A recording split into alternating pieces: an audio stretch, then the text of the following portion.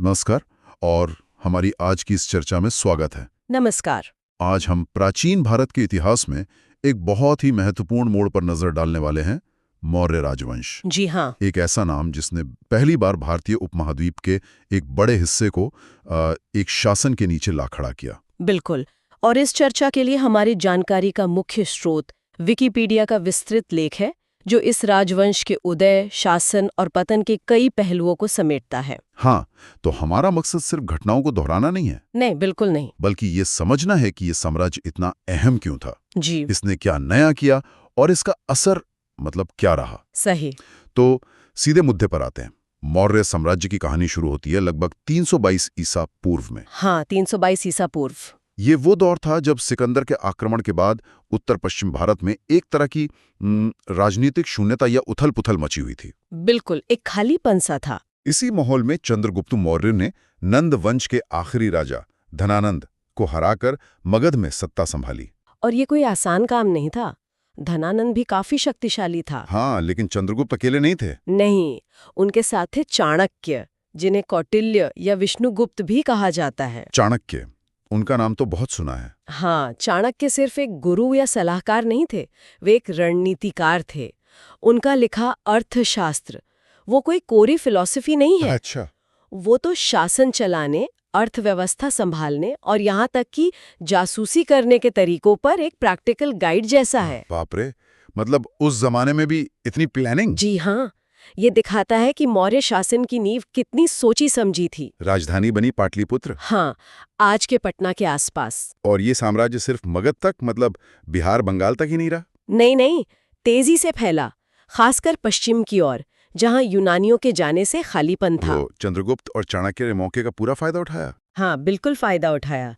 316 ईसा पूर्व तक तो उत्तर पश्चिमी भारत उनके नियंत्रण में आ चुका था। तो ये चंद्रगुप्त का शासनकाल लगभग 322 से 298 ईपू, ये तो पूरा साम्राज्य बनाने में ही निकल गया। हाँ, बिल्कुल। और उनकी पृष्ठभूमि को लेकर भी अलग-अलग कहानियां हैं। हाँ, मैंने भी सुना है। कोई क्षत्रिय कहता है, कोई कुछ और। हाँ, बहुत ग्रंथ उन्हें पिपली वन के मौर्य क्षत्रिय बताते हैं और बाद में अशोक भी खुद को क्षत्रिय बताते हैं।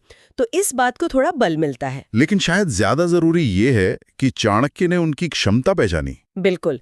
और उन्हें तक्षशिला में शिक्षा दी, जो उस समय शिक्षा का बड़ा केंद्र था। और फिर उनकी सबसे बड़ी टक्कर हुई सेल्यूकस निकेटर से। जी हाँ, सेल्यूकस, जो सिकंदर का सेनापति था और उसके एशियाई साम्राज्य का वारिस बन बैठा था। ये तो दो बड़ी ताकतों का टकराव था। बिल्कुल। लगभग 305 ईसा पूर्व में हुई इस लड़ाई में चंद्रगुप्त की जीत हुई। अच्छा, जीते? हाँ, और नतीजा एक संधि हुई जिसने मौर्य साम्राज्य की सीमाएं पश्चिम में ईरान तक पहुंचा दी। हेरात, कंधार, बलूचिस्तान, काबुल, ये सब बड़े और रणनीतिक इलाके मौर्य साम्राज्य का हिस्सा बन गए। बाप रे, इतना बड़ा इलाका। हाँ, बदले में चंद्रगुप्त ने सेल्यूकस को 500 हाथी दिए। हाथी? वो क्यों? उस जमाने में युद्ध के लिए हाथी बहुत कीमती माने जाते थे, एक तरह से टैंक जैसे। अच्छा, और इस संधि में एक शादी भी हुई थी ना? जी हाँ, सेल्यूकस की बेटी हेलेना का विवाह चंद्रगुप्त से हुआ और सेल्यूकस ने मेगास्थनीज को अपना राजदूत बनाकर पाटलिपुत्र भेजा। मेगास्थनीज? हाँ, उनकी किताब इंडिका का जिक्र आता है। हाँ, हालांकि वो पूरी किताब आज मौजूद नहीं है, पर उसके जो अंश मिलते हैं उनसे हमें मौर्य दरबार और समाज की काफी अच्छी झलक मिलती है। और यूनानी लेखों में चंद्रगुप्त का नाम सैंड्रोकोटस मिलता है। हाँ, सैंड्रोकोटस या एंड्रोकोटस, इसी से पहचान पुख्ता होती है। और साम्राज्य सिर्फ पश्चिम में ही नहीं फैला। नहीं, पश्चिम में सौराष्ट्र, मतलब आज का गुजरात, वहां तक राज था। वहां के राज्यपाल पुष्यगुप्त ने वो मशहूर सुदर्शन झील बनवाई थी। सुदर्शन झील? हाँ, उसका जिक्र आता है। ये दिखाता है कि उनका प्रशासन दूर दराज के इलाकों तक कितना व्यवस्थित था और दक्षिण में उत्तरी कर्नाटक तक सीमाएं फैली थीं। तो सोचिए, ईरान से बंगाल और कश्मीर से कर्नाटक, ये तो वाकई भारत का पहला साम्राज्य था। बिल्कुल, एक विशाल एकीकृत साम्राज्य। चंद्रगुप्त के बाद उनके बेटे बिंदुसार गद्दी पर बैठे, लगभग 298 से 273 ईपू तक। जी, बिंदुसार। उनके बारे में चंद्रगुप्त या अशोक जितनी बातें नहीं होती है ना? हाँ, थोड़ी कम जानकारी है, पर उनका भी अपना महत्व है। उन्हें यूनानियों ने अमित्रोचिट्स कहा है। अमित्रोचिट्स, इसका क्या मतलब? इसका मतलब शायद अमित्र घात रहा होगा, यानी दुश्मनों का नाश करने वाला। ओहो, तो ये भी कोई कमजोर शासक नहीं थे। नहीं, बिल्कुल नहीं। ये उपाधि तो यही बताती है, और माना जाता है कि उनके समय में दक्षिण की ओर साम्राज्य का और विस्तार हुआ, हालांकि इसके पुख्ता प्रमाण थोड़े कम हैं। लेकिन उनकी कूटनीति बड़ी दिलचस्प लगती है। हाँ, सीरिया के राजा एंटियोकस प्रथम से उनके अच्छे संबंध थे। वो किस्सा मशहूर है ना, जिसमें बिंदुसार ने एंटियोकस से अंजीर, मीठी शराब और एक दार्शनिक भेजने को कहा था। हाँ हाँ, सुना है। और क्या भेजा एंटियोकस ने? अंजीर और शराब तो भेज दी, पर कहा कि यूनानी कानून दार्शनिकों को बेचने की इजाजत नहीं देता। हाँ, ये तो गजब है। ये छोटी सी बात उस समय के सांस्कृतिक आदान प्रदान और सोच के फर्क को भी दिखाती है। और राजदूत भी आए थे उनके दरबार में। हाँ, एंटियोकस ने डाइमेकस नाम का राजदूत भेजा, और मिस्र के राजा टॉलेमी द्वितीय ने भी डायनोसियस नाम का राजदूत भेजा था। तो मतलब मौर्य साम्राज्य दुनिया के बाकी बड़े राज्यों की बराबरी में खड़ा था। हाँ जी हाँ, बिल्कुल। प्रशासन में उन्होंने अपने पिता की व्यवस्था जारी रखी।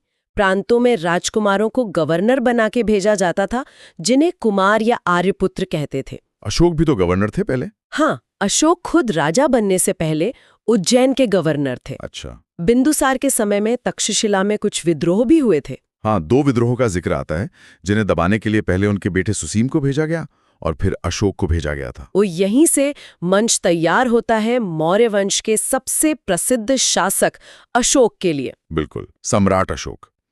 शासनकाल लगभग 268-232 ईसा पूर्व।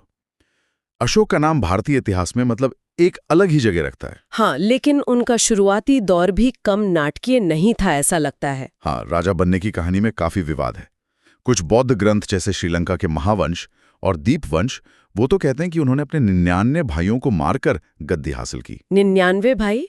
ये कुछ ज्यादा नहीं लगता? हाँ, ये आंकड़ा शायद बढ़ा चढ़ाकर बताया गया हो, ताकि बाद में जो उनका हृदय परिवर्तन हुआ उसे और ज्यादा प्रभावशाली दिखाया जा सके। ये भी हो सकता है, क्योंकि अशोक के अपने ही एक शिलालेख में, शायद 5वें शिलालेख में, जी हाँ, 5वें प्रमुख शिलालेख में उनके भाइयों और उनके परिवारों का जिक्र मिलता है जो जीवित थे और साम्राज्य में अहम पदों पर थे। बिल्कुल। तो ये 99 भाइयों की हत्या वाली बात शायद पूरी तरह सच ना हो। खैर, तो वो सिंहासन पर बैठे और फिर कुछ साल बाद लगभग 269 ईसा पूर्व में उनका राज्याभिषेक हुआ। जी, और फिर आया उनके जीवन का वो निर्णायक मोड़, कलिंग युद्ध। कलिंग युद्ध, आज के ओडिशा के इलाके में। हाँ, ये युद्ध बहुत भयानक था।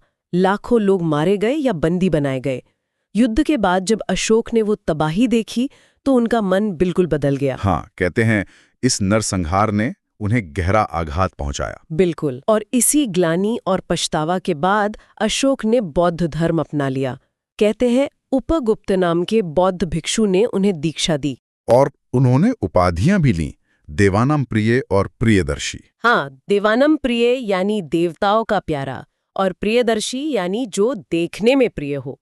लेकिन सबसे बड़ा बदलाव था उनकी नीति में। नीति में मतलब? उन्होंने दिग्विजय यानी सैन्य विजय की जगह धम्म विजय यानी नैतिक विजय को अपनाया। ये धम्म क्या था?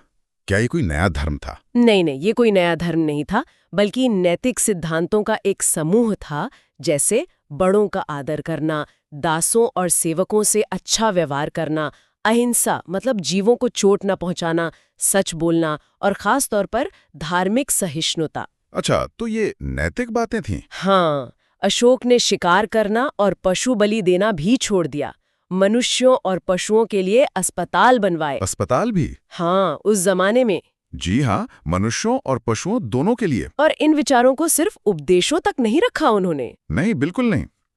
उन्होंने धम्म महामात्र नाम के खास अधिकारी नियुक्त किए। धम्म महामात्र, हाँ, इनका काम ही था साम्राज्य में घूम घूम कर लोगों को धम्म की बातें समझाना और ये देखना कि लोग नैतिक आचरण कर रहे हैं या नहीं। ये तो प्रशासन का एक बिल्कुल नया आयाम था। मतलब राजा सिर्फ कानून व्यवस्था और टैक्स ही नहीं देख रहा। हाँ, बल्कि अपनी प्रजा के नैतिक कल्याण की भी चिंता कर रहा है। और अशोक ने अपने संदेश को सिर्फ भारत तक ही नहीं रखा। नहीं, उन्होंने सीरिया, मिस्र, ग्रीस जैसे मकदूनिया, साइरीन, एपाइरस इन सब देशों में अपने दूत भेजे। विदेशों में भी? हाँ, और सबसे प्रसिद्ध मिशन था उनके बेटे महेंद्र और बेटी संघमित्रा का श्रीलंका जाना। हाँ, श्रीलंका में बौद्ध धर्म के प्रचार के लिए। जी बिल्कुल। ये दिखाता है कि अशोक की सोच कितनी वैश्विक थी। और खुद बौद्ध होते हुए भी वो दूसरे धर्मों का आदर करते थे। हाँ, ये बात उनके शिलालेखों से साफ पता चलती है। वो बार बार कहते हैं कि सभी संप्रदायों का आदर करना चाहिए। उन्होंने निर्माण कार्य भी बहुत करवाए, स्तूप वगैरह। हाँ, परंपरा तो कहती है 84,000 स्तूप बनवाए, जो शायद बढ़ा चढ़ाकर कहा गया हो, पर सारनाथ का धर्म राज्य का स्तूप जैसे महत्वपूर्ण निर्माण उनके समय के हैं। और उनके स्तंभ लेख और शिलालेख, वो तो कमाल के हैं। बिल्कुल, पत्थर पर लिखे ये संदेश पूरे साम्राज्य में फैले थे, ब्राह्मी और खरोष्टी लिपियों में, ताकि आम लोग भी उन्हें पढ़ सके। ये तो उस जमाने का मास कम्युनिकेशन था। एक तरह से, हाँ। एक बात और, इतनी शांति और अहिंसा की बातें करने के बावजूद क्या अशोक ने सेना खत्म कर दी थी? नहीं, ये दिलचस्प बात है। उन्होंने एक बड़ी सेना बनाए रखी थी। अच्छा। हाँ, शायद वे समझते थे कि साम्राज्य की रक्षा के लिए सैन्य ताकत जरूरी है। धम्म नीति का मतलब शायद पूरी तरह से सेना खत्म करना नहीं था। हाँ, ये बात ध्यान देने वाली है। अब बात करते हैं उस चीज की जिसने इतने बड़े साम्राज्य को चलाना मुमकिन बनाया, मौर्य प्रशासन। जी, मौर्य प्रशासन ये भारत की पहली केंद्रीकृत प्रशासनिक व्यवस्था मानी जाती है। हाँ, राजा केंद्र में था, लेकिन क्या वो निरंकुश था? नहीं, पूरी तरह निरंकुश नहीं। कौटिल्य का सप्तांग सिद्धांत है ना? हाँ, सप्तांग सिद्धांत। राजा, अमात्य, जनपद। हाँ, जनपद यानी इलाका, दुर्ग यानी किला, कोष यानी खजाना, सेना और मित्र यानी सहयोगी राज्य।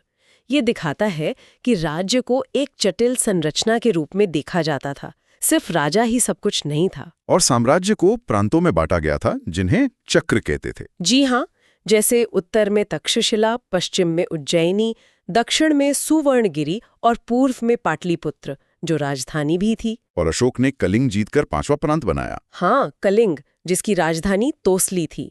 और इन प्रांतों के गवर्नर अक्सर राजकुमार होते थे, कुमार। और ये प्रांत आगे जिलों में बटे थे, आहार या विषय। जी बिल्कुल, यानी प्रशासन नीचे तक, गांव तक फैला हुआ था।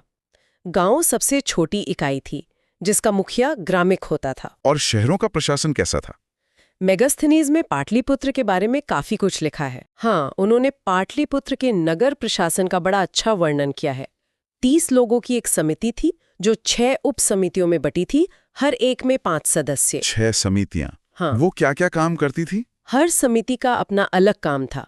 जैसे एक उद्योग और कला देखती थी, वेतन तय करना, मिलावट रोकना। मिलावट रोकना उस जमाने में भी? हाँ।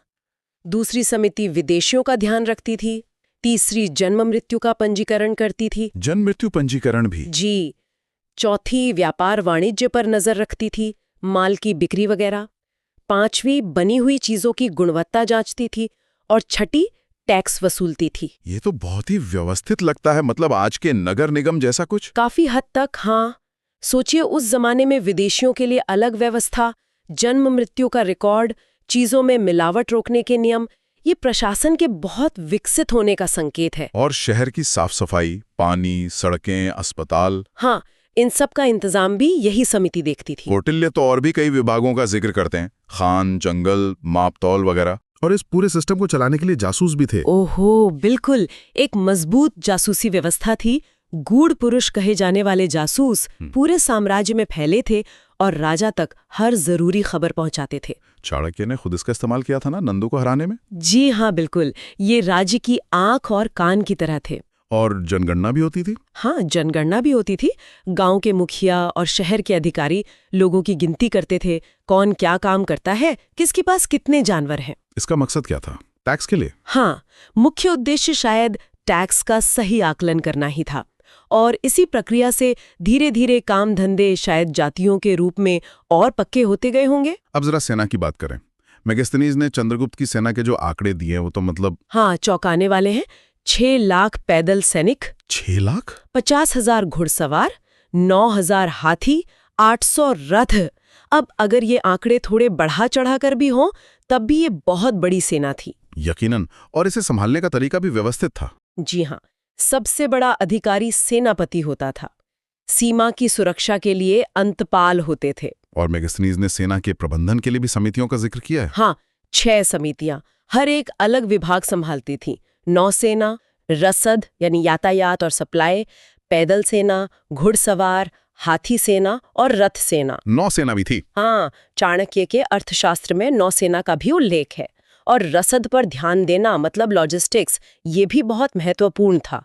आर्थिक रूप से देखें तो इतना बड़ा साम्राज्य मतलब व्यापार के लिए एक बहुत बड़ा बाजार बन गया होगा। बिल्कुल, पूरे साम्राज्य में एक ही तरह की मुद्रा पण चलती थी। पण? हाँ, किसानों से टैक्स वसूला जाता था, जो राज्य की आय का मुख्य स्रोत था।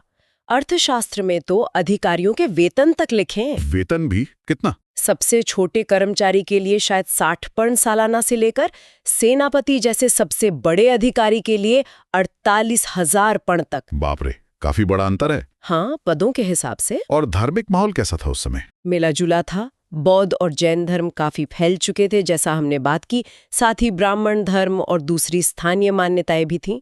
और अशोक ने बौद्ध धर्म को संरक्षण दिया। हाँ, राजकीय संरक्षण दिया, पर जैसा हमने कहा वे दूसरे धर्मों के प्रति सहिष्णु थे। लेकिन कोई भी साम्राज्य हमेशा नहीं रहता। अशोक की मृत्यु हुई लगभग 232 ईसा पूर्व में। जी। और उसके बाद मौर्य साम्राज्य कमजोर होने लगा। और करीब 50 साल बाद 185 ईसा पूर्व में आखिरी मौर्य राजा बृहद्रथ को उसी के सेनापति पुष्यमित्र शुंग ने सेना के सामने ही मार डाला। सेना के सामने? हाँ। और शुंग वंश की नींव रखी। तो इतने बड़े साम्राज्य का अंत आखिर क्यों हुआ, ये बड़ा सवाल है। हाँ, क्या कारण थे इसके पतन के? देखिए, इसके कई कारण गिनाए जाते हैं और शायद सभी ने मिलकर भूमिका निभाई हो। जैसे कि? सबसे पहला और शायद सबसे अहम कारण था अशोक के बाद के राजाओं का कमजोर होना। अयोग्य उत्तराधिकारी के जैसे कश्मीर, गांधार, विदर्भ, ये सब अलग हो गए। और प्रशासन का वो केंद्रीकरण, क्या वो भी एक कारण बना? हाँ बिल्कुल, इसे भी एक कारण माना जाता है। जब तक केंद्र में मजबूत राजा था सब ठीक चला, लेकिन जैसे ही राजा कमजोर हुए पूरा ढांचा चरमराने लगा। दूर के गवर्नर मनमानी करने लगे होंगे। बिल्कुल। और कुछ इतिहासकार जैसे डीडी कौशाम्बी वो आर्थिक संकट की ओर भी इशारा करते हैं। आर्थिक संकट? वो कैसे? उनका मानना है कि अशोक ने बौद्ध संघों को और स्तूपों वगैरह पर इतना दान दिया और सेना का खर्च भी बना रहा कि खजाना खाली होने लगा। अच्छा। और इसकी भरपाई के लिए शायद टैक्स बढ़ाने पड़े हों, जिससे जनता पर बोझ पड़ा और असंतोष फैला। हालांकि ये सिर्फ एक थ्योरी है, इस पर बहस है। और वो अशोक की अहिंसक नीति, क्या उसने सेना को कमजोर कर दिया? हाँ, ये भी एक नजरिया है। इतिहासकार हेमचंद्र राय चौधरी ऐसा मानते हैं, लेकिन जैसा हमने पहले भी बात की, अशोक ने सेना भंग नहीं की थी। हाँ, ये बात सही है। तो इस पर भी सवाल उठते हैं। शायद रोमिला थापर की बात ज्यादा वजनदार लगती है कि धीरे धीरे प्रशासनिक तंत्र में ढीलापन आ गया, अधिकारी शायद उतने कुशल नहीं रह गए या भ्रष्टाचार बढ़ गया हो। तो मतलब कई सारे कारण मिल गए। हाँ, कुल मिलाकर कमजोर उत्तराधिकारी, केंद्रीकरण की समस्याएं, शायद कुछ आर्थिक दबाव, प्रांतीय शासकों का अत्याचार और उनके विद्रोह और प्रशासनिक गिरावट, इन सबने मिलकर मौर्य साम्राज्य के पतन का रास्ता तैयार किया। लेकिन मौर्य साम्राज्य खत्म होने के बाद भी उसकी छाप तो बाकी रही। बिल्कुल, आज भी पटना के पास कुम्हरार में उस दौर के अवशेष मिलते हैं। सारनाथ का अशोक स्तंभ तो हमारा राष्ट्रीय प्रतीक है। और देश भर में फैले अशोक के वो शिलालेख, हाँ, वो हमें उस युग की कहानी बताते हैं। सही कहा। तो हमने देखा कि मौर्य राजवंश ने कैसे भारत को एक राजनीतिक एकता दी, एक कामयाब प्रशासनिक ढांचा बनाया। चंद्रगुप्त की विजय, चाणक्य की बुद्धि और अशोक का धम्म, ये सब भारतीय इतिहास के बेहद अहम हिस्से हैं। लेकिन हर कहानी की तरह इसका भी अंत हुआ। विशाल साम्राज्य भी अंदरूनी कमजोरियों से बिखर जाते हैं। हाँ, और यहीं पर एक सवाल सोचने लायक है। क्या? कि मौर्य साम्राज्य तो खत्म हो गया, लेकिन क्या उनके विचार खत्म हुए? खासकर एक विशाल एकीकृत राज्य का जो आइडिया था और अशोक के नैतिक शासन यानी धम्म की जो कल्पना थी, क्या इनका असर बाद के भारतीय राजाओं पर, समाज पर और हमारी सोच पर लंबे समय तक बना रहा? मतलब भले ही साम्राज्य नहीं रहा, क्या उसका कॉन्सेप्ट जीवित रहा? हाँ बिल्कुल। क्या उसने एक मिसाल कायम की? ये सोचने वाली बात है। ये वाकई एक गहरा सवाल है जिस पर विचार किया जा सकता है। जी। इसी विचार के साथ आज की इस चर्चा में शामिल होने के लिए धन्यवाद। धन्यवाद। अगली बार फिर मिलेंगे एक नए विषय के साथ।